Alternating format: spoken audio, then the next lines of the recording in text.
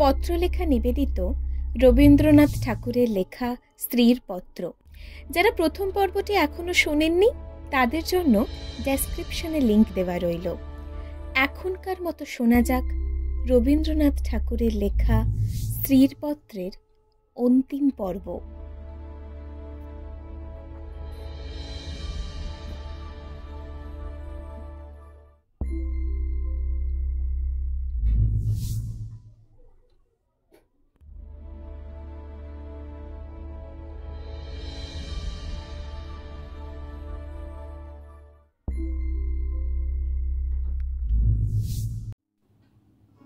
তোমাদের বাড়ির দাসীরা ওর কোনো রকম কাজ করতে আপত্তি করত। তাদের কাউকে ওর কাজ করবার ফরমাস করলে ও মেয়েও একেবারে সংকোচে যেন আড়ষ্ট হয়ে উঠত।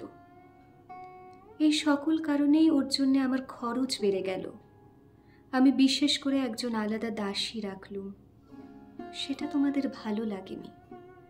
বিন্দুকে আমি যেসব কাপড় পরতে দিতুম তা দেখে তুমি এত রাগ করেছিলে যে আমার হাত খরচের টাকা বন্ধ করে দিলে।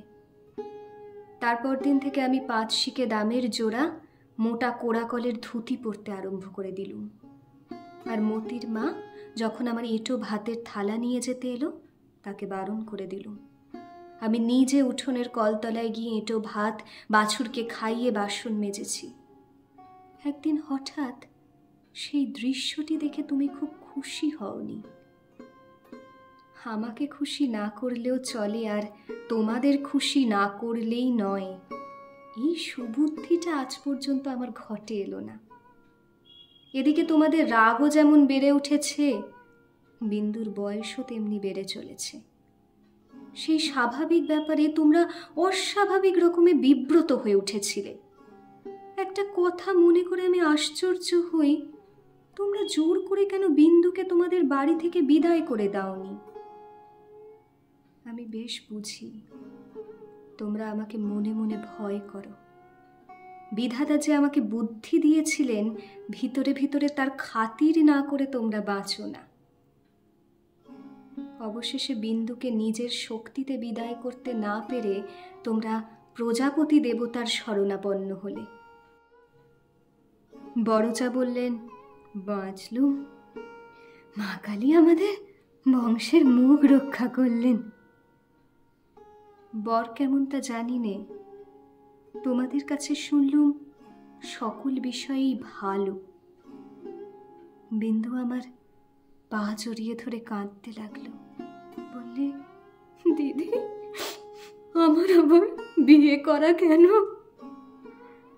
আমি তাকে অনেক বুঝিয়ে বললুম, বিন্দু তুই ভয় করিস নে, শুনেছি তোর বর ভালো। বিন্দু বললে, বর যদি ভালো হয় আমার কি আছে যে আমাকে তার পছন্দ হবে?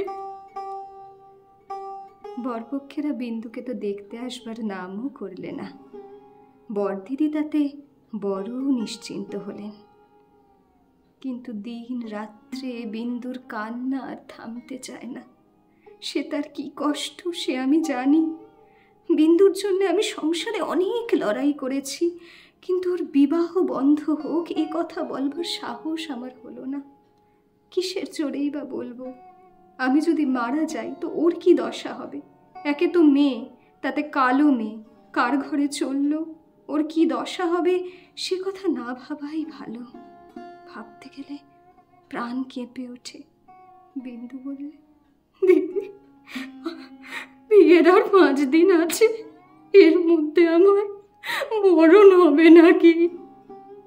আমি তাকে খুব ধমকে দিলুম, কিন্তু অন্তর্যামী জানে যদি কোনো সহজভাবে বিন্দুর মৃত্যু হতে পারত তাহলে আমি আরাম বোধ করত।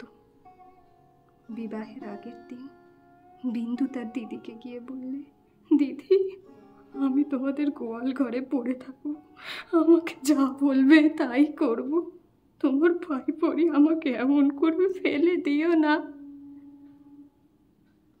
কিছুকাল থেকে লুকিয়ে লুকিয়ে দিদির চোখ দিয়ে জল পড়ছিল, সেদিনও পড়ল। কিন্তু শুধু হৃদয় তো নয়, শাস্ত্রও আছে। তিনি বললেন, জানিস তো বিন্দি, পতি হচ্ছে স্ত্রীলোকের গতি মুক্তি সব। কপালে যদি দুঃখ থাকে তো কেউ খণ্ডাতে পারবে না। আসল কথা হচ্ছে কোনো দিকে কোনো রাস্তাই নেই। বিন্দুকে বিবাহ করতেই হবে, তারপরে যা হয় তা হোক।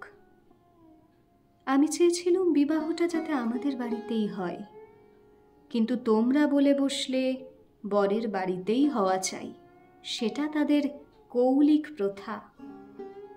আমি বুঝলুম বিন্দুর বিবাহের জন্য যদি তোমাদের খরচ করতে হয় তবে সেটা তোমাদের গৃহদেবতার কিছুতেই সইবে না। কাজেই চুপ করে যেতে হলো। কিন্তু একটি কথা তোমরা কেউ জানো না, দিদিকে জানাবার ইচ্ছে ছিল কিন্তু জানাইনি, কেননা তাহলে তিনি ভয়েই মরে যেতেন। আমার কিছু কিছু গয়না দিয়ে আমি লুকিয়ে বিন্দুকে সাজিয়ে দিয়েছিলাম। বোধ করি দিদির চোখে সেটা পড়ে থাকবে, কিন্তু সেটা তিনি দেখেও দেখেননি। দোহাই ধর্মের, সেজন্যে তোমরা তাকে ক্ষমা করো।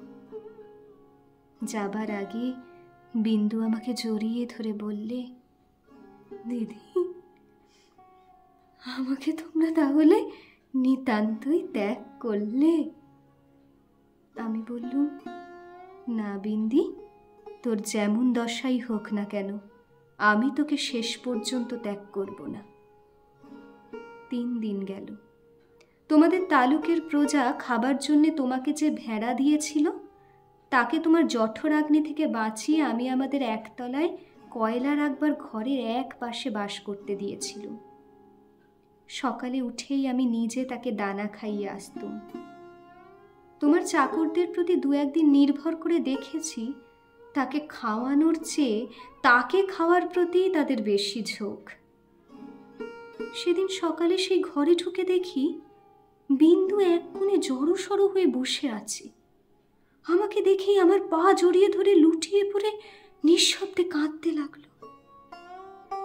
বিন্দুর স্বামী পাগল। সত্যি বলছিস বিন্দি? এত বড় মিথ্যে কথা তোমার কাছে বলতে পারে দিদি? তিনি পাগল। শ্বশুরের এই বিবাহে মত ছিল না, কিন্তু তিনি আমার শাশুড়িকে জমের মতো ভয় করেন। তিনি বিবাহের পূর্বেই কাশী চলে গেছে। শাশুড়ি জেদ করে তার ছেলের বিয়ে দিয়েছে। আমি সেই রাস করা কয়লার উপরে বসে পড়লুম। মেয়ে মানুষকে মেয়ে মানুষ দয়া করে না, বলে ও তো মেয়ে মানুষ বই তো নয়, ছেলে হোক না পাগল, সে তো পুরুষ বটে। বিন্দুর স্বামীকে হঠাৎ পাগল বলে বোঝা যায় না, কিন্তু এক এক দিন সে এমন উন্মাদ হয়ে ওঠে যে তাকে ঘরে তালা বন্ধ করে রাখতে হয়। বিবাহের রাত্রে সে ভালো ছিল, কিন্তু রাত জাগা প্রভৃতি উৎপাতে 2য় দিন থেকে তার মাথা একেবারে খারাপ হয়ে উঠল। বিন্দু দুপুরবেলায় পিতলের থালায় ভাত খেতে বসেছিল, হঠাৎ তার স্বামী থালা শুদ্ধ ভাত টেনে উঠোনে ফেলে দিল। হঠাৎ কেন তার মনে হয়েছে বিন্দু স্বয়ং রানী রাসমণি। বেহারাটা নিশ্চয় সোনার থালা চুরি করে রানীকে তার নিজের থালায় ভাত খেতে দিয়েছে, এই তার রাগ। বিন্দু তো ভয়ে মরে গেল।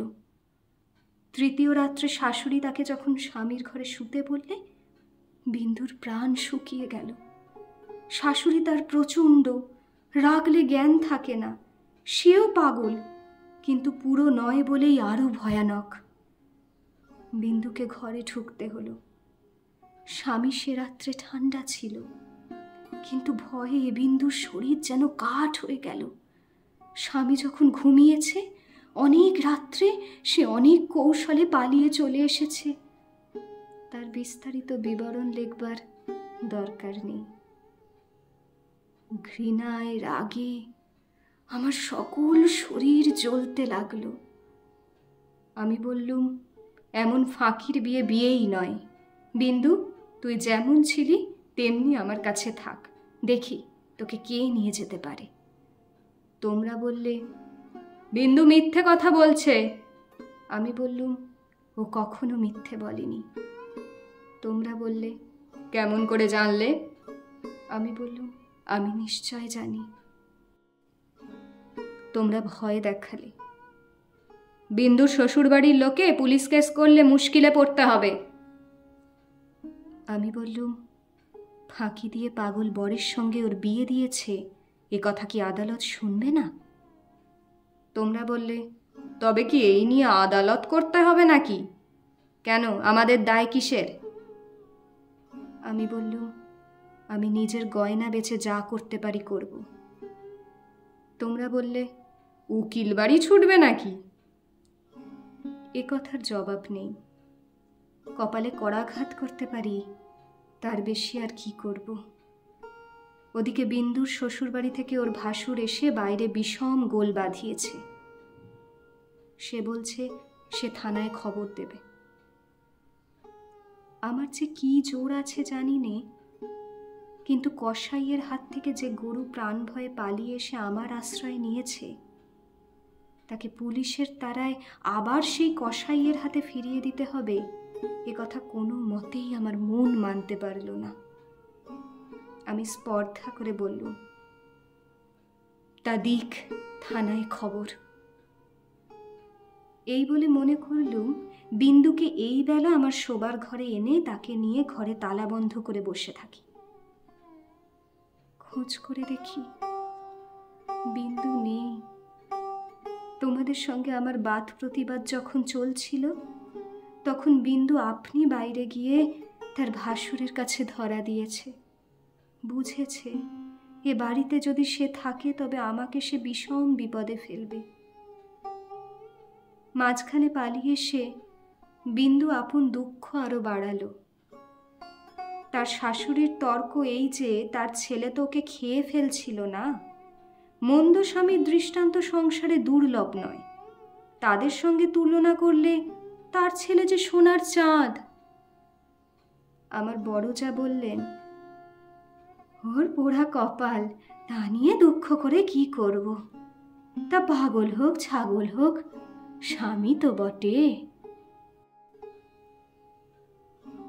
কুষ্ঠরোগীকে কোলে করে তার স্ত্রী বেশ্যার বাড়িতে নিজে পৌঁছে দিয়েছে, সতীসাধ্যীর সেই দৃষ্টান্ত তোমাদের মনে জাগছিল।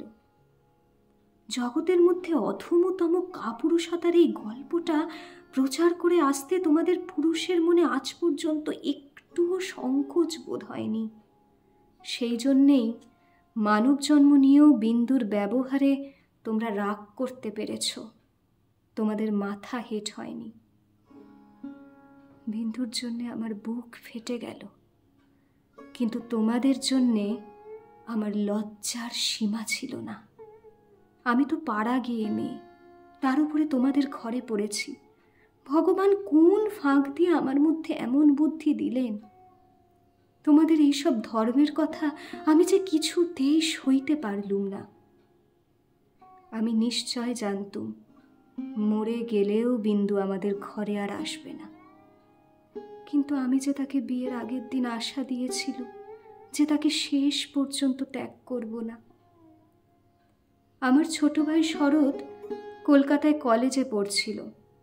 তোমরা জানোই তো, যত রকমের ভলেন্টিয়ারি করা, প্লেগের পাড়ার ইঁদুর মারা, দামোদরের বন্যায় ছোটা, এতেই তার এত উৎসাহ যে উপরি উপরি দুবার সে এফএ পরীক্ষায় ফেল করেও কিছুমাত্র দমে যায়নি। তাকে আমি ডেকে বললুম, বিন্দুর খবর যাতে আমি পাই তোকে সেই বন্দোবস্ত করে দিতে হবে শরৎ। বিন্দু আমাকে চিঠি লিখতে সাহস করবে না, লিখলেও আমি পাবো না। এরকম কাজের চেয়ে যদি তাকে বলতুম বিন্দুকে ডাকাতি করে আনতে কিংবা তার পাগল স্বামীর মাথা ভেঙে দিতে, তাহলে সে খুশি হতো। শরতের সঙ্গে আলোচনা করছি এমন সময় তুমি ঘরে এসে বললে, আবার কি হাঙ্গামা বাঁধিয়েছ? আমি বললুম, সেই যা সব গোড়ায় বাঁধিয়েছিল তোমাদের ঘরে এসেছিল, কিন্তু সে তো তোমাদেরই কীর্তি। তুমি জিজ্ঞাসা করলে, বিন্দুকে আবার এনে কোথাও লুকিয়ে রেখেছ? আমি বললুম, বিন্দু যদি আসতো তাহলে নিশ্চয় এনে লুকিয়ে রাখতুম, কিন্তু সে আসবে না, তোমাদের ভয় নেই। শরৎকে আমার কাছে দেখে তোমার সন্দেহ আরো বেড়ে উঠল। আমি জানতুম শরৎ আমাদের বাড়ি যাতায়াত করে এ তোমরা কিছুতেই পছন্দ করতে না। তোমাদের ভয় ছিল, ওর পরে পুলিশের দৃষ্টি আছে, কোন দিন ও কোন রাজনৈতিক মামলায় পড়বে তখন তোমাদের শুদ্ধ জড়িয়ে ফেলবে। সেই জন্যে আমি ওকে ভাইফোঁটা পর্যন্ত লোক দিয়ে পাঠিয়ে দিতুম, ঘরে ডাকতুম না। তোমার কাছে শুনলুম বিন্দু আবার পালিয়েছে, তাই তোমাদের বাড়িতে তার ভাসুর খোঁজ করতে এসেছে। শুনে আমার বুকের মধ্যে শেল বিঁধল। হতভাগিনীর যে কি অসহ্য কষ্ট তা বুঝলুম, অথচ কিছুই করবার রাস্তা নেই। শরৎ খবর নিতে ছুটল। সন্ধ্যার সময় ফিরে এসে আমাকে বলল, দিদি, বিন্দু তার খুড়তুতো ভাইদের বাড়ি গিয়েছিল, কিন্তু তারা তুমুল রাগ করে তখনই আবার তাকে শ্বশুর বাড়ি পৌঁছে দিয়ে গেছে। এর জন্যে তাদের খেসারত এবং গাড়ি ভাড়া দণ্ড যা ঘটেছে তার ঝাঁজ এখনো তাদের মন থেকে মরেনি। তোমাদের খুড়িমা শ্রীক্ষেত্রে তীর্থ করতে যাবেন বলে তোমাদের বাড়িতে এসে উঠেছেন। আমি তোমাদের বললুম, আমিও যাব। আমার হঠাৎ এমন ধর্মে মন হয়েছে দেখে তোমরা এত খুশি হয়ে উঠলে যে কিছুমাত্র আপত্তি করলে না। এ কথাও মনে ছিল যে এখন যদি কলকাতায় থাকি তবে আবার কোন দিন বিন্দুকে নিয়ে ফ্যাসাদ বাঁধিয়ে বসব, আমাকে নিয়ে বিষম ল্যাঠা। বুধবারে আমার যাবার দিন, রবিবারে সমস্ত ঠিক হলো। আমি শরৎকে ডেকে বললুম, যেমন করে হোক শরৎ, বিন্দুকে বুধবারে পুরী যাবার গাড়িতে তোকে তুলে দিতে হবে। শরতের মুখ প্রফুল্ল হয়ে উঠল। সে বললে, ভয় নেই দিদি, আমি তাকে গাড়িতে তুলে দিয়ে পুরী পর্যন্ত চলে যাব, ফাঁকি দিয়ে জগন্নাথ দেখা হয়ে যাবে। সেই দিন সন্ধ্যার সময় শরৎ আবার এলো। তার মুখ দেখেই আমার বুক দমে গেল। আমি বললুম, কি শরৎ, সুবিধা হলো না বুঝি? সে বললে, না। আমি বললুম, রাজি করাতে পারলি নে? সে বললে, আর দরকারও নেই। কাল রাত্রিরে সে কাপড়ে আগুন ধরিয়ে আত্মহত্যা করে মরেছে। বাড়ির যে ভাইপোটার সঙ্গে ভাব করে নিয়েছিলুম তার কাছে খবর পেলুম তোমার নামে সে একটা চিঠি রেখে গিয়েছিল, কিন্তু সে চিঠি ওরা নষ্ট করেছে। যাক, শান্তি হল। দেশশুদ্ধ লোক চটে উঠল, বলতে লাগলো, মেয়েদের কাপড়ে আগুন লাগিয়ে মরা একটা ফ্যাশন হয়েছে। তোমরা বললে এ সমস্ত নাটক করা। তা হবে, কিন্তু নাটকের তামাশাটা কেবল বাঙালি মেয়েদের শাড়ির উপর দিয়েই হয় কেন, আর বাঙালি বীর পুরুষদের কোঁচার উপর দিয়ে হয় না কেন, সেটাও তো ভেবে দেখা উচিত। বিন্দিটার এমনি পোড়া কপাল বটে, যতদিন বেঁচে ছিল রূপে গুণে কোনো যশ পায়নি। মরবার বেলাও যে একটু ভেবে চিনতে এমন একটা নতুন ধরনের মরবে যাতে দেশের পুরুষরা খুশি হয়ে হাততালি দেবে, তাও তার ঘটে এলো না। মরেও লোকদের চটিয়ে দিলে। দিদি ঘরের মধ্যে লুকিয়ে কাঁদলেন, কিন্তু সে কান্নার মধ্যে একটা সান্ত্বনা ছিল। যাই হোক না কেন, তবু রক্ষা হয়েছে। মরেছে বই তো না, বেঁচে থাকলে কি না হতে পারত। আমি তীর্থে এসেছি, বিন্দুর আর আসবার দরকার হলো না, কিন্তু আমার দরকার ছিল। দুঃখ বলতে লোকে যা বোঝে তোমাদের সংসারে তা আমার ছিল না। তোমাদের ঘরে খাওয়া পড়া অসচ্ছল নয়। তোমার দাদার চরিত্র যেমন হোক, তোমার চরিত্রে এমন কোনো দোষ নেই যাতে বিধাতাকে মন্দ বলতে পারি। যদি বা তোমার স্বভাব তোমার দাদার মতোই হতো, তাহলেও হয়তো মোটের উপর আমার এমনি ভাবেই দিন চলে যেত, এবং আমার সতীসাধ্যী বড় জায়ের মতো পতি দেবতাকে দোষ না দিয়ে বিশ্ব দেবতাকেই আমি দোষ দেবার চেষ্টা করতুম। অতএব তোমাদের নামে কোনো নালিশ উত্থাপন করতে চাইনি।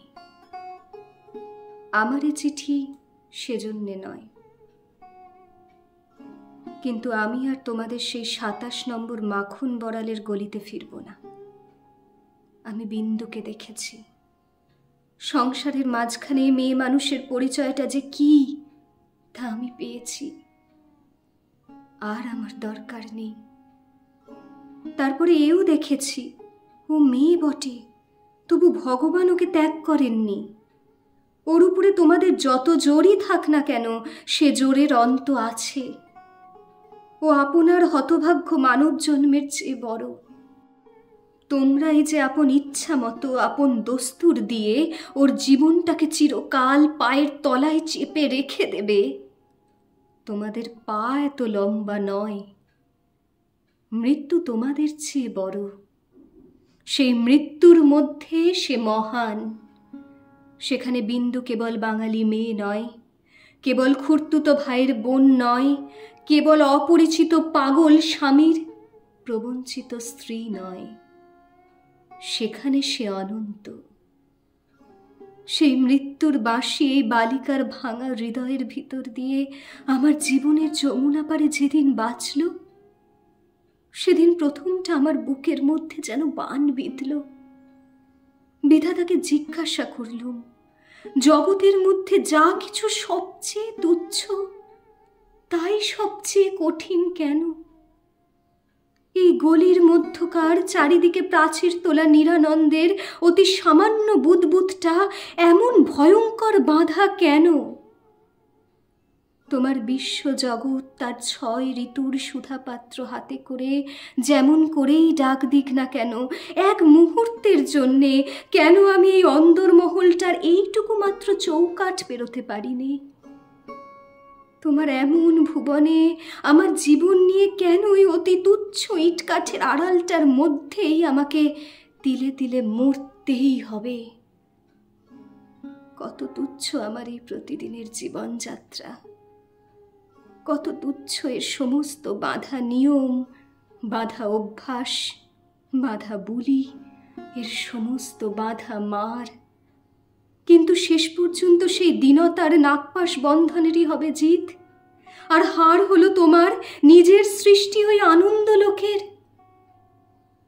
কিন্তু মৃত্যুর বাঁশি বাজতে লাগলো।